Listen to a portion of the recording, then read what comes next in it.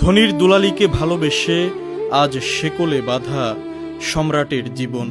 তার ক্লান্ত চোখ দুটি যেন আজও খুঁজে ফেরে প্রিয়তমা সুমাইয়াকে। অথচ সুমাইয়া এখন অন্যের ঘরের ঘরণী, স্বামী সন্তান নিয়ে সুখের সাগরে ভাসছে সে। এই বড়লোকের মেয়ের সাথে প্রেম করে আমার ছেলের জীবনটাই ধ্বংস হয়ে গেল। এখন মেয়েটা অনেক সুন্দর ছিল, মেয়েটা এখন তো পরের সংসার করতেছে খুব সুখে, কিন্তু আজ আমার দেবরটা জীবন নষ্ট, শিকল দিয়ে বাঁধা রয়েছে। এই কারণে মেয়েদের বোঝা উচিত যে কোনো ছেলের জীবন নিয়ে এরকম ছিনিমিনি না খাই।